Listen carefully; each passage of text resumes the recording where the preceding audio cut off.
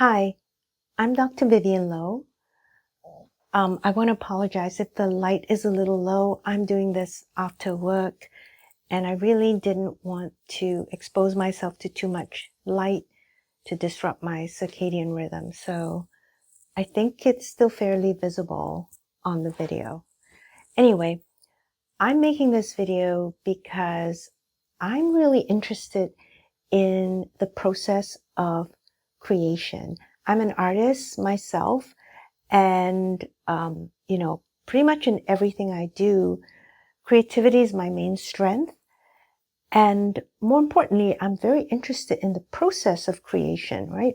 What goes into it, what decisions I make, what thoughts arise with different problems that come up that we're trying to solve, because artists are also problem solvers. So I thought I'd make some videos to stimulate discussion around this creation process. I've been very fortunate in my life to meet lots of very creative people in different fields, right? And, what I miss sometimes being a solo practitioner in my own practice and having a pretty busy time with running everything here. I miss the community of artists so that we could discuss, the process of art making, the process of making, right? Anything. And just to probe deeply into that creative process. Now, lately, the main thing that has occupied me on the creative front has been making the podcast. Initially, when I thought about making the podcast, it was just a medium for me to actually help educate people about health and how to reverse chronic diseases. And I teach a lot, so I thought, you just kind of go on video and you do the same thing you do with your patients, you just teach, right? I decided to work with my friend Carl Aline, whom I've known for many, many years through dance. Carl is himself an artist. He's a dancer / choreographer. He's a singer, actor, model, and he's run his own talent agency. And so Carl said that he could help me with producing the podcast. So when we were talking about it, at one point he said to me, "So are you going to have any music for the intro and outro?" And I said, yeah, I think I would have music. He said, "Well, you're going to have to pick some music." So I said, okay, well, what do I do? We have to probably get licensing rights and so forth. He said, yeah, look, there are some of these sites you can go to, and they have various samples that you can listen to. And if you find something you like, you can, purchase the rights to that piece, or you subscribe to that site and you can, use a certain amount of music. So he sent me to those sites and I looked around, and, there were some really interesting things there, but after quite a lot of time listening, there just wasn't anything that felt right. I went back to Carl and I said, "Carl, so, what kind of music? I don't know. What do you think of my podcast? What kind of music should it have?" And he just clearly said, it has to be you, meaning it has to reflect you. It has to reflect your personality, who you are. He said, if you ask me, that's the most important thing. So went back, listened some more, and then I thought, you know what? I don't think I can find anything here that I feel like I could use. So went back to Carl and I said, listen, I think I want to do something on my own, but I need some help. So if you can get me a musician to work with. And he said, I have just the right person. So he called his good friend Tony, and Tony is a musician, but he would help me in producing the piece for my intro. And the first time I spoke to Tony, I had to explain what I was going for. And I remember him saying, "So what's the vision here?" Right? And I hesitated because I thought, oh God, how do I convey all of this to him? So I'm going to start by telling you that I am a huge Bach fan. And a few years ago, my brother visited and he started playing all this Bach. And I said, what's with all the Bach? And he says to me, what's with all the Bach? You're the one that made us listen to Bach day in, day out when we were kids. And I was like, oh yeah, I remember that. He said, every day, for hours, that's all we listened to. And I would spend all my pocket money to buy more albums, different versions and so forth. Just as a little kid, somehow I was just fascinated by Bach. And I had forgotten this. And when he came to visit a few years ago, it just kind of brought it all back. So since then, I've been listening to Bach more. And very lately, I've been listening to his cello suites. So Cello Suite 1, the prelude, is probably the most famous piece. And everybody knows that. But the third piece in Cello Suite 1 is a piece that has kind of stuck in my mind and I've been obsessed by it. It's actually the courante from Cello Suite 1. And it's a dance, like most of the suites are. The courante is from the French word for to run. And it fits it perfectly because it has this springy running quality to it, at least when I hear it, right? And I love the piece. I do listen to it over and over again for hours on end. My favorite version is by Misha Maisky, the 1997 version. And then a close second is by Rostropovich, who was his teacher. So, I've been listening to that piece. So I said, there's this Bach piece, Tony, that I really would like to use. And I sent him some versions of the courante. And then I said, and then there's something else. And then I said, well, okay, it's a medical podcast, right? And I thought I wanted to use the sound of a heartbeat as well. So now we have Bach in the form of the courante from Cello Suite 1. And I said, I want also this heartbeat sound. And Tony, I think the heartbeat should come in and it should, be the first sound we hear. And it should be the last sound we hear, right? So we frame the music that way. And it's like, all right. So he goes to work and I send him, as I said, several versions of the courante and then we discuss it. This is all by text now. I only had one conversation with him on the phone, everything else by text. So he works on it and we're trying to decide. Finally, we pick a version. It's a variation of the courante, but you can definitely hear the main melodic theme in that variation. So we pick that section. We agree on that section. And I said, but what happened to the heartbeat? So he layers the heartbeat in and we have that section from the courante and then we have the heartbeats going out. And he's like, okay, so we're done, right? And I was like, not really, Tony, because I thought we would layer another drum in there. And there's like another drum. I said, yeah, we have the Bach, we have the heartbeat coming in, which is a drum. And I need another drum in there.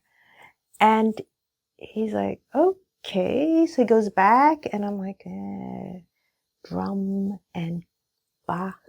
I don't know how he's gonna. Next morning, first thing in the morning, very early, I get this audio clip and I listen. And it's this very laid back, chill. I was like, this ain't no courante to me. And then there's another version. And this other version, the minute I heard it, I'm like, that's it. Okay, that's the version I want. Now we need to lengthen it. So, because it was a very short clip. So can we extend it, use more of the variation, and then, let's see what we have. So he works on it and we adjust, we go back and forth and we get this version. And then Tony goes, all right, so we're done, right? Final edits. And I was like, how do I tell him?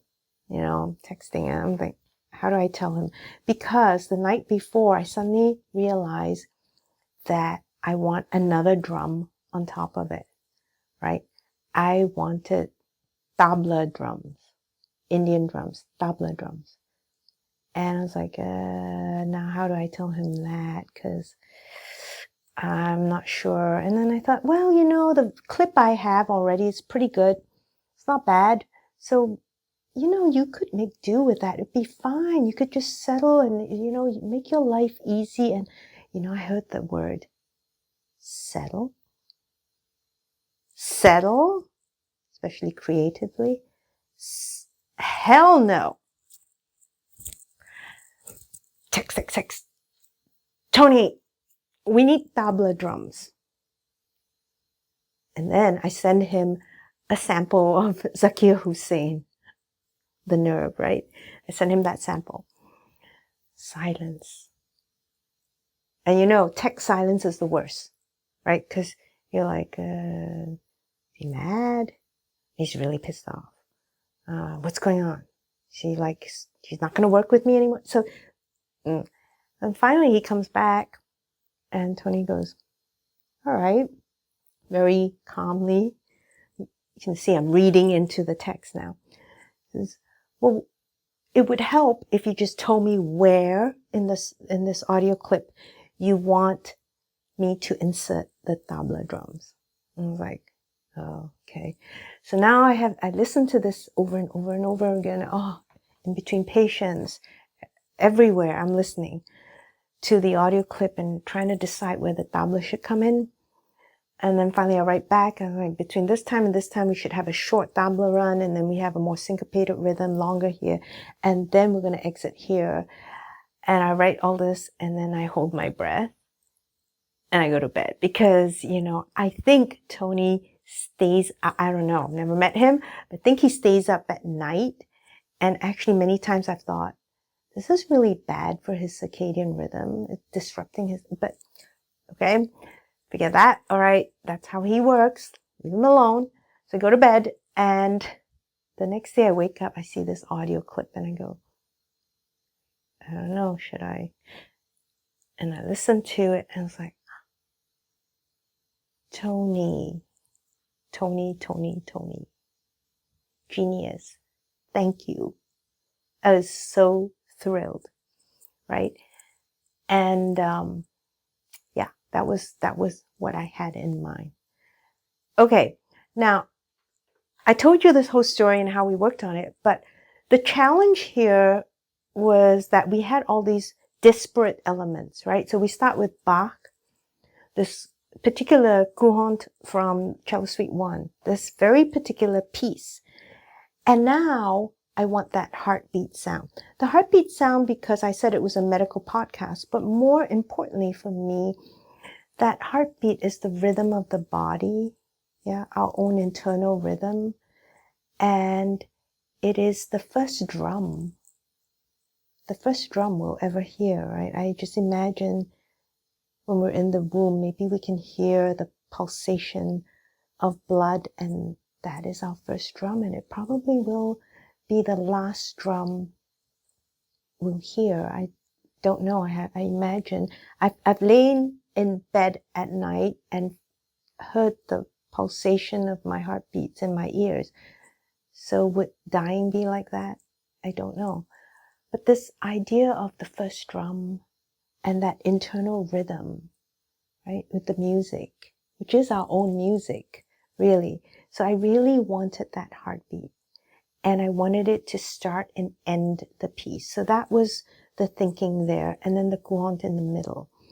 So now I had that, but I also had wanted to emphasize the drumming. And so with the heartbeat, there's just that connection with the body. Obviously, I wanted that. But I also wanted to bring in another drum to emphasize the musicality of that. So that's why I asked for a second drum. And interestingly, he picked timpani. That was Tony. He picked timpani. I think that was an important pick because it could have been any drum, right? But he picked timpani. And I think that's also part of what made it work. Because if you're trying to put Bach with drumming, that's a pretty challenging thing. Again, disparate elements here. And you want to make sure they don't collide too much, right? Little bit of collision, little bit of frisson is not too bad, but you don't want that huge wham. So, why do I think the timpani? Because Bach, classical, right? And of all the drums, he chose an orchestral drum, which fits in that family, classical music, that genre. That's number one. Number two is the rhythm. And he chose the stampeding rhythm, right? Which I told you, the courant, it comes from a French word to run. And so this running sensation, this lightness, this movement, and then he follows it up with this stampeding rhythm with this deep tympanic drums.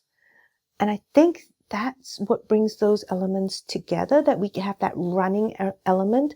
When Driss, who's my office manager, came in and I made him listen to it at work, he said, the first thing he said was, that reminds me of Africa, right? Which, again, I celebrate because I studied African dance and Afro-Caribbean dance for many years. It's a huge part of me. And so having that element in there and this stampeding sense, you know, animal stampeding maybe, and together with the courant. So I think those elements worked together. Now, why then did I choose to add tabla on top of that? Okay, why tabla?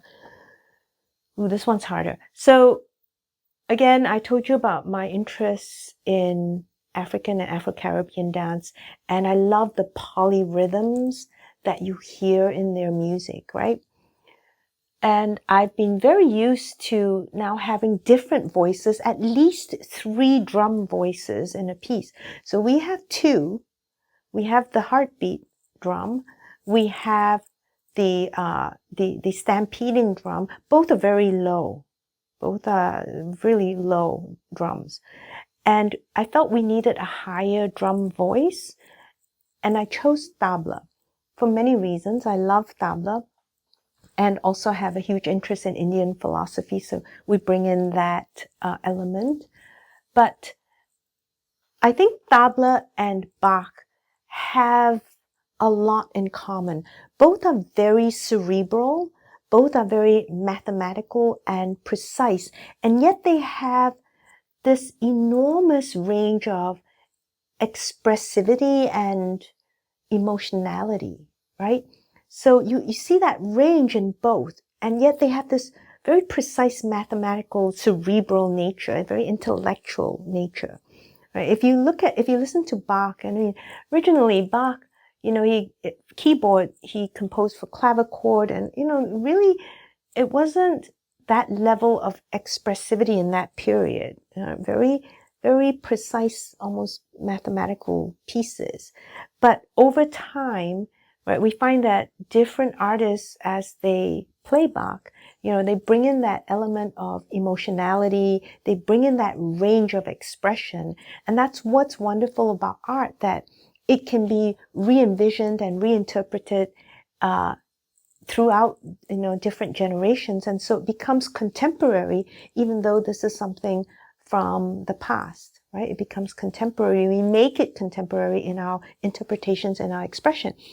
Tabla is the same, you know, it's very classical Indian drum, and yet you hear tabla in techno music, right? Again, very contemporary. So it has that range, and Bach is the same tabla, you know, I thought those two should do well together, right?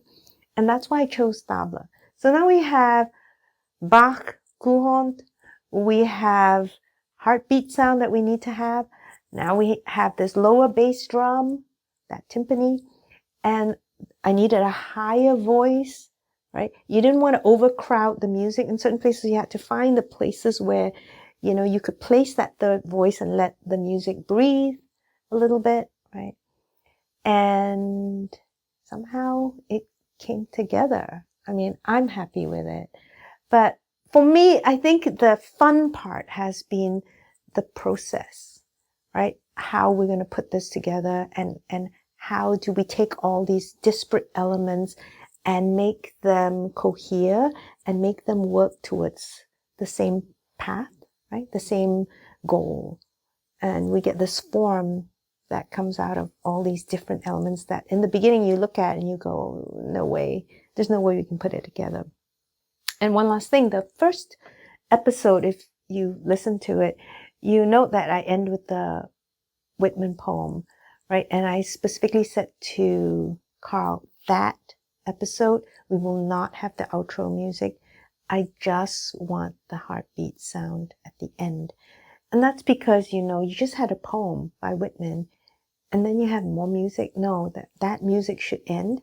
And the only music that can follow Whitman, right, is the music of the body. And so that heartbeat.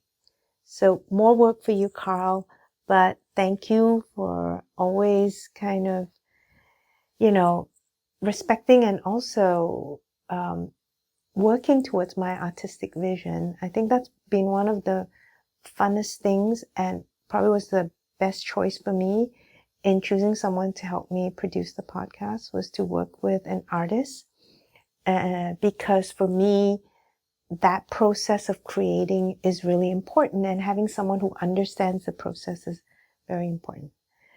So again, it was a small project. It wasn't a big deal, but it was really the process that was fun and engaging. And that's what I hope to get people thinking about and talking about. All of you artists out there, I would love to hear about your creative process. So, whether you write, whether you make music, whether you dance, whether you cook, whether you sew, what's the process? What are you thinking? What elements do you use? How do you bring all these pieces in? And how do you now make a whole out of all these fragments? All right. So comment, send me your ideas, send me your thoughts. I'd love to hear them. All right.